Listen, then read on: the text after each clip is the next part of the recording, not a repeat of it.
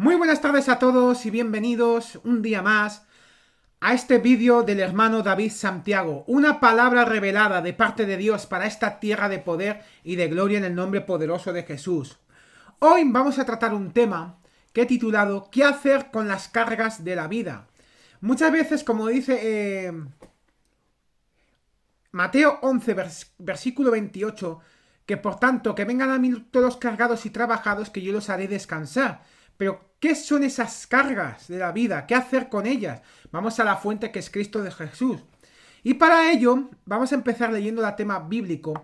Y vamos a ir al Salmo 55, versículos 4 al 8, y luego leemos el 22. Y leemos la palabra en el nombre del Padre, del Hijo y del Espíritu Santo. Dice la palabra: mi corazón está dolorido dentro de mí, y terrores de muerte sobre mí han caído.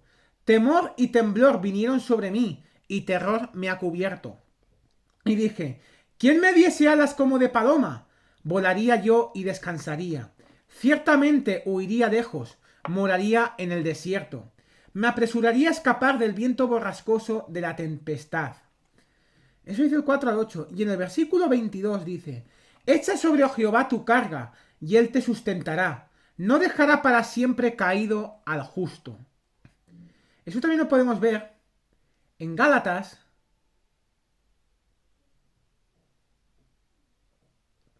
capítulo 6, versículos del 1 al 5, que dice: hermanos, si alguno fuere sorprendido en alguna falta, vosotros que sois espirituales, restauradle con espíritu de mansedumbre, considerándote a ti mismo, no sea que tú también seas tentado.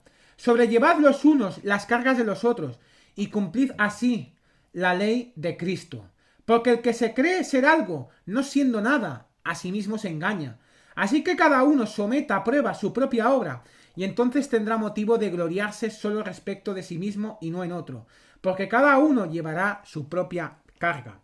Algo se activa inmediatamente en nuestras mentes cuando escuchamos la palabra carga. Nuestra memoria nos trae del pasado a un tiempo de silencioso estrés que alguna vez soportamos, o la presente agonía de un corazón cargado.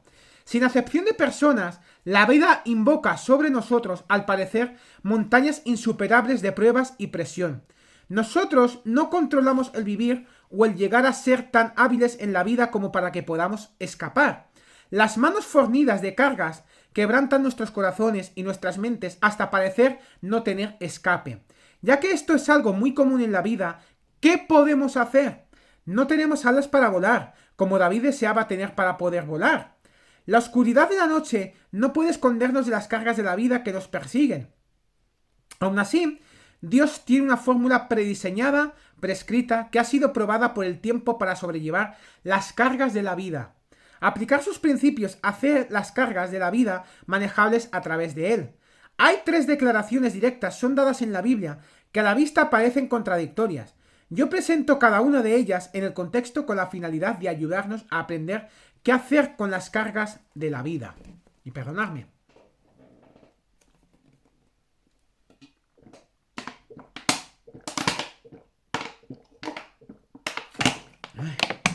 Perdonadme.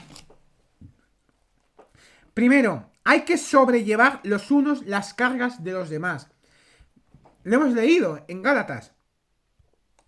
En Gálatas 5, 1, 2, tenemos a un hombre espiritual restaurando a uno que ha sido sorprendido en una falta. Conectado a esta circunstancia, se nos manda sobrellevar los unos las cargas de los otros.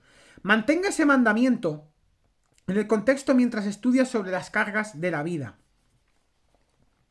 ¿Pero qué es la palabra carga? Usado en este contexto viene de la palabra griega varos, que significa peso, carga, abundancia, algo que hace una demanda en nuestra reserva material y espiritual.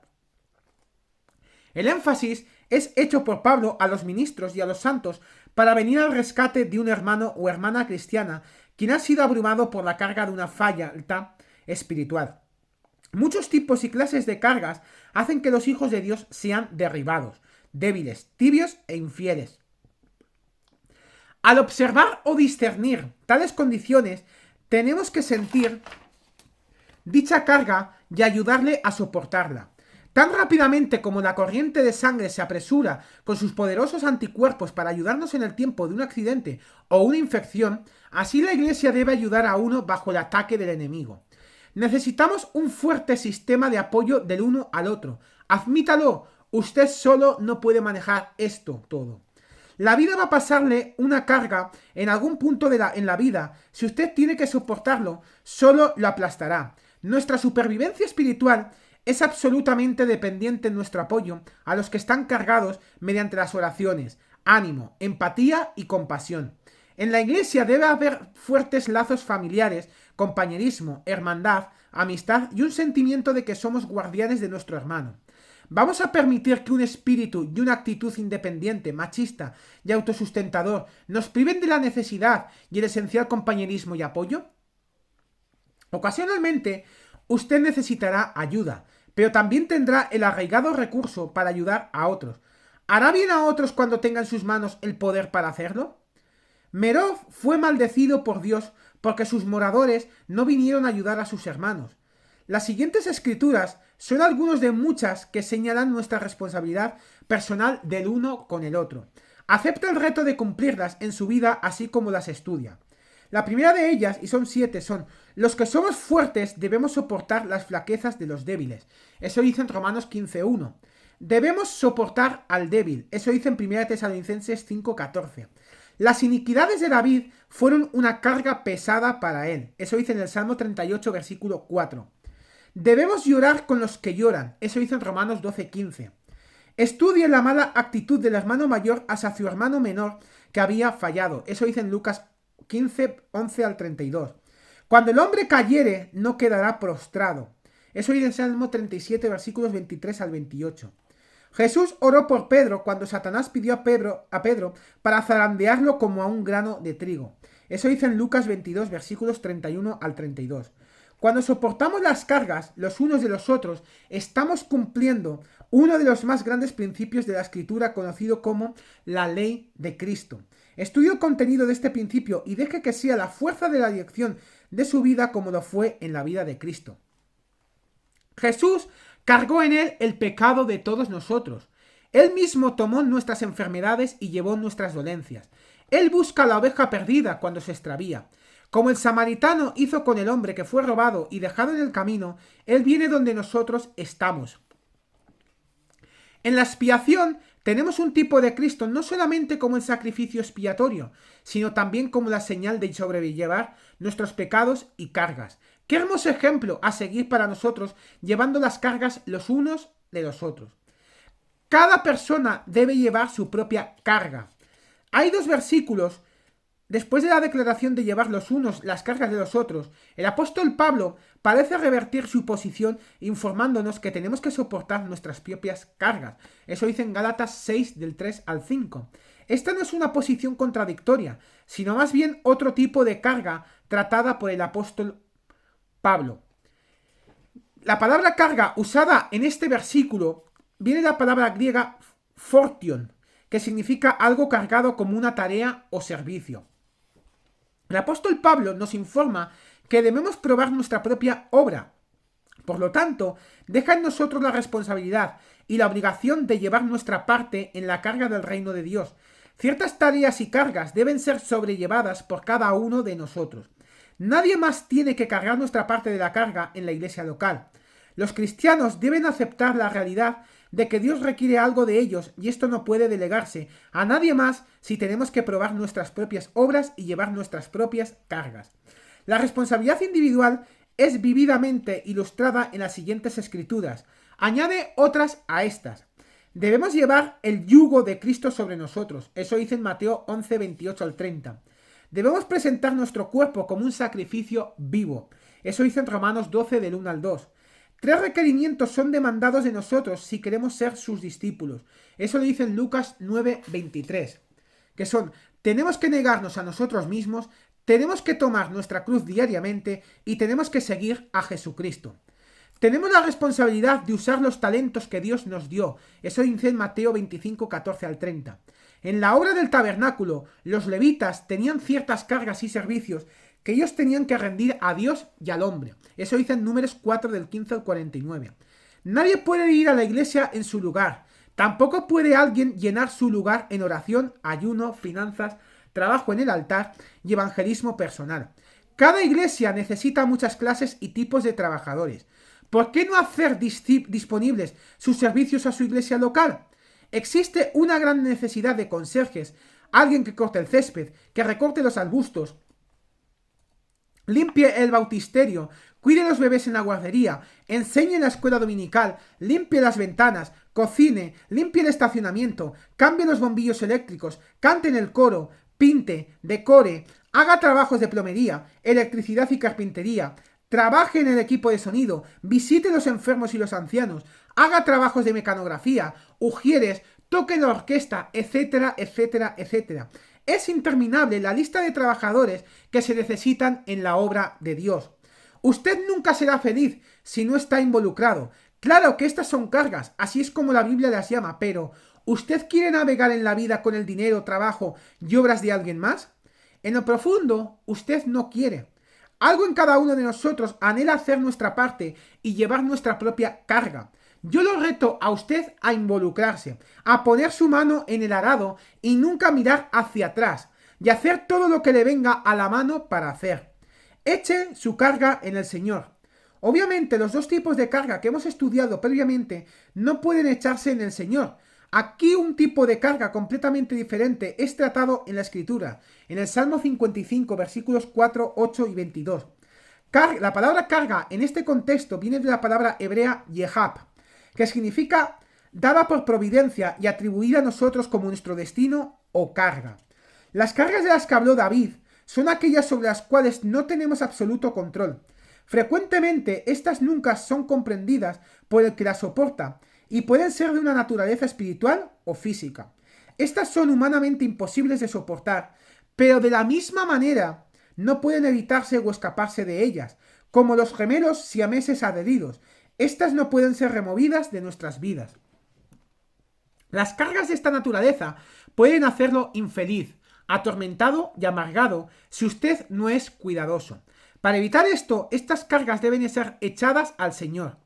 En esta categoría de cargas están las enfermedades, padecimientos, muerte de seres queridos, tragedia, pérdida de extremidades, oído o vista, desastre financiero, pérdida de casas, niños rebeldes, niño retardado o enfermizo, persecución, incapacidad por accidentes, etcétera, etcétera, etcétera. Interminablemente, la lista podría continuar enumerando los tributos de las cargas de la vida que se imponen sobre nosotros. Rehúse permitir la amargura, el cuestionar, enojo y dolor dominar su espíritu si usted se encuentra a sí mismo en esta situación. En estos tiempos, el consejo del apóstol Pedro es: echando toda vuestra ansiedad sobre él, porque él tiene cuidado de vosotros. Eso dice en 1 Pedro 5, 7. Cuando echamos toda nuestra ansiedad y cargas sobre el Señor, Él nos sustenta. Eso lo dice el Salmo 55, versículo 22.